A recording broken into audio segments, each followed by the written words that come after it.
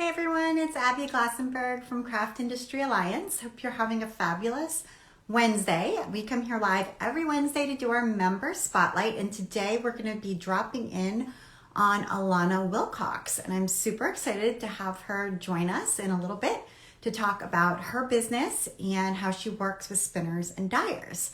In the meantime, while we're sort of waiting for Alanna to request to join our live, I did want to say that right now our member directory is live. We launched a brand new member directory. We are super excited about it, and we hope that if you are a member, you'll go check it out and update your listing. Okay, so I see Alanna has requested. I'm going to accept her and join us in this live. I'm very excited to learn about her business, maybe get a chance to see some samples, etc. Alanna, I think I requested, I had you join, maybe request one more time. Yeah, so let me just loop back to our member directory really quick. So we had a member directory all along for, since we launched in October of 2015, but it was kind of non-functional. Our brand new one, you can update with your bio, your headshot, your logo, your pictures, your social media handles, all that good stuff. And that way our members can find you and find each other. So if they want to find all of the quilt shops in Idaho, they can do that, etc. Very excited about it. So anyway, I hope if you are a member, you will go and update your listing. Okay, so I see Alanna has requested to join again. I know sometimes with these Instagram lives, it's a little confusing or like just kind of okay, so Alanna, it's saying that you're unable to join, and I'm not sure if that might have to do with what device you're on. Hopefully we'll get it to work. Technology, it's always kind of tricky. I did want to say, oh, there you are, you're back, you're here, we made it. I'm always like, it's always a little tricky to get these things working. Yep, no worries, no worries. Yeah, good to see you, Alanna. Nice to meet you. Nice to meet you too.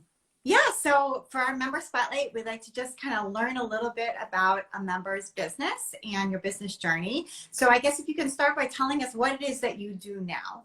Okay, well, hello everybody. Thank you for joining this afternoon or whatever time it is where you're at. So yes, my name is Alanna Wilcox, and I am an art teacher, and I'm also a fiber artist. And so basically what that means is that the products that I make not only are workshops and classes to teach people, but I try to like fuse the two together, right? So the idea of being like a mentor and helping people. So for dyers, for example, I help them with matching colors. For spinners, I do love to teach workshops. I have a book that I wrote called A New Spin on Color. So looks like this.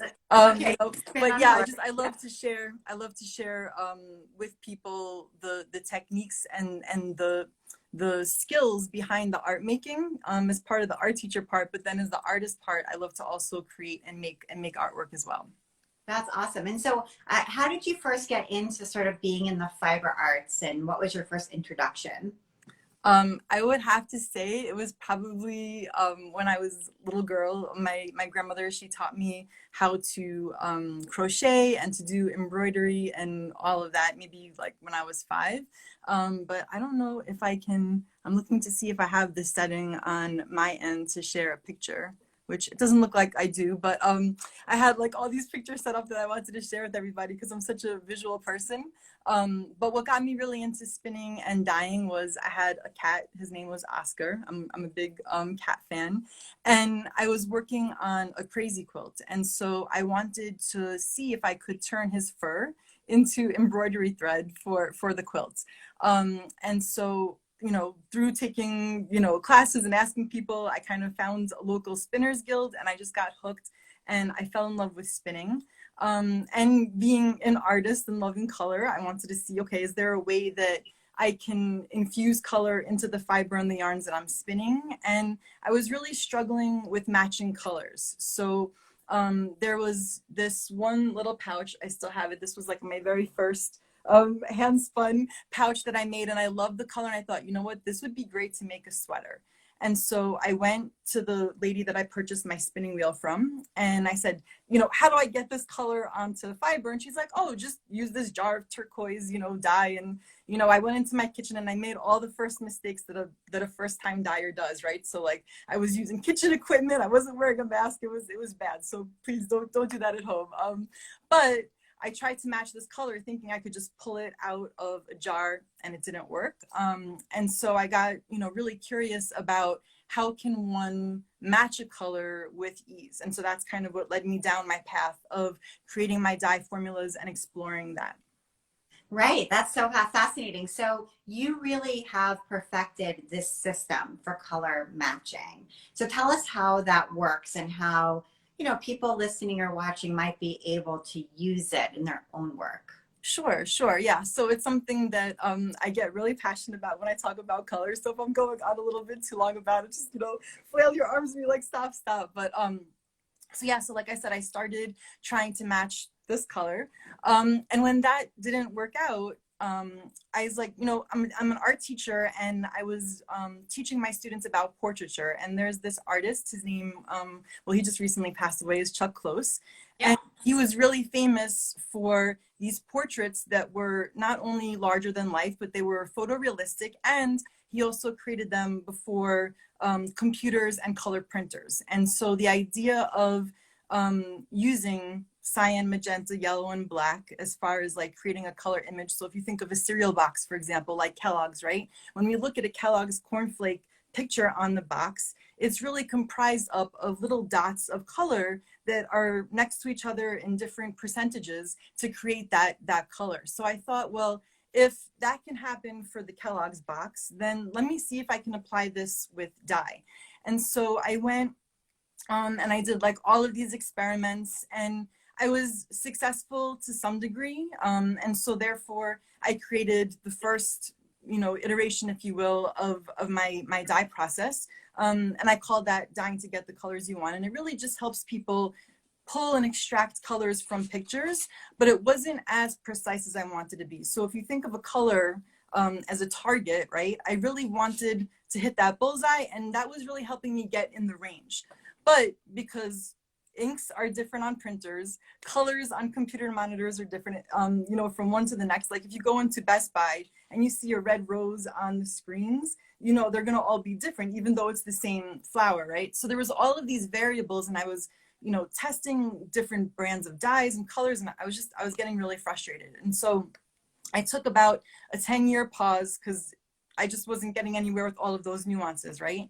And so then I said, let me reach out to a photographer friend, and I also had a printer friend, and I was kind of asking people, not in the fiber textile industry, but more from the color background industry, how can I, get better as far as like a standard, so that I can have more consistency, right? And so they suggested that I look at a Pantone formula guide swatch book. So I went and I studied it, and I was like, okay, so if this is going to be what I'm going to use, then I tried to figure out like my formulas based on that. And so just have to like say, I'm in no way, shape, or form affiliated with them, endorsed by them, associated with them. Understood, totally. It's just the method of what I use, right? And so I went through literally like 1,300 plus mini skeins of yarn.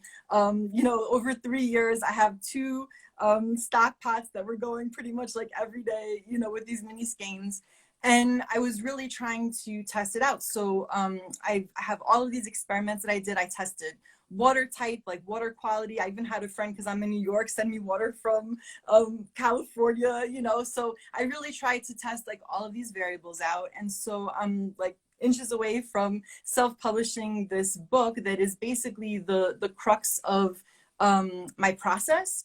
But I'm also developing a course where I see it more like a system. So I kind of refer to it as my precision color matching system, where I'm going to share with people not only the history of how I got here and all the nuances of color, but also how to think of color and color application. So it's not necessarily just applicable to dyes. It's also, because it's a ratio system, just like on a computer, if you're going to go print that cornflake, that yellow color of the cornflake has a ratio, right? So let's say, you know, it's 75% yellow and 25% red, just to keep it simple.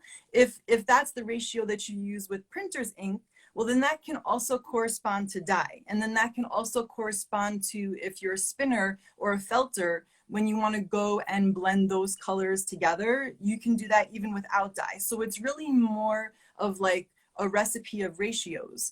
Right. And so, yeah.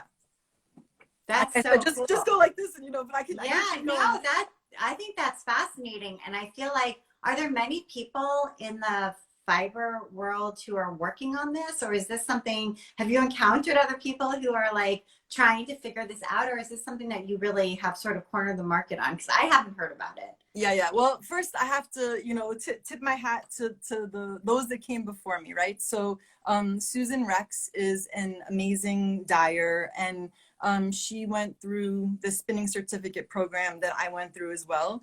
And what she did was she went and she literally tested colors by physically mixing them together, and then tried to find the closest printed color to that. And she kind of has a recipe book in that sense, but it's using one brand of dye, and it's only showing you how to get this one color. So what I've done differently from her and kind of taken it to this level, is that I've infused the digital component, right? So someone can basically send me a picture of a color, or tell me, in digital computer terms, it's referred to as the hex color code. So if they tell me a hex color, yep, I can match that, and then I can send them this dye formula. And so to my knowledge, there's nobody else that can do this.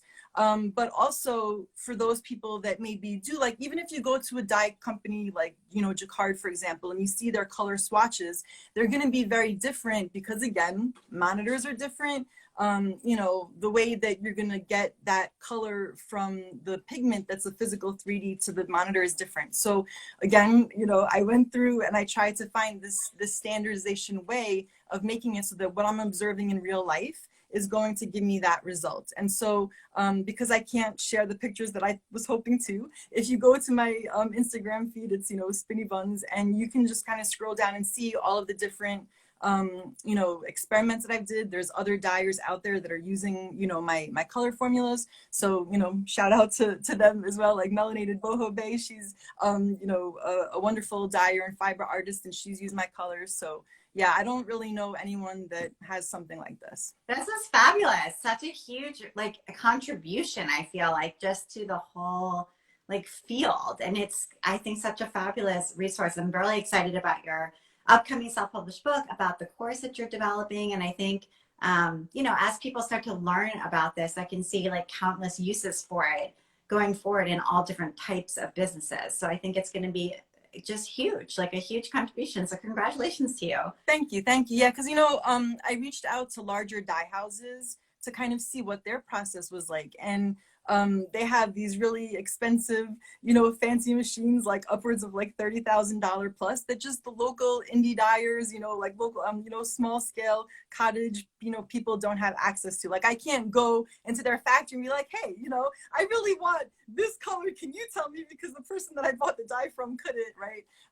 And so, like, having somebody, I think that, I don't want to say is like fighting for the smaller people, but I really wanted to make something where if someone is envisioning a color, especially as a fiber artist, you may be an amazing dyer as far as like knowing how to mix the pigments and stuff, but a color might just be eluding you and you don't know how to get to it. And so having a starting place is great. Now, another thing too is that it's not just using it in one specific way, right? Like you said, there's all different ways you can use it. So I'm hoping to kind of hook up with people maybe in like the costuming industry, if there are people that are into reproduction, or what's the word? Like when they do the, I'm sorry, I'm blanking on it, but when they like fix textiles, you know, that are like older and they need to repair them, right? So those types of careers and jobs, if people need specific colors, then those are the people that I really would love to be able to help with this. Right. It's really anybody in a textile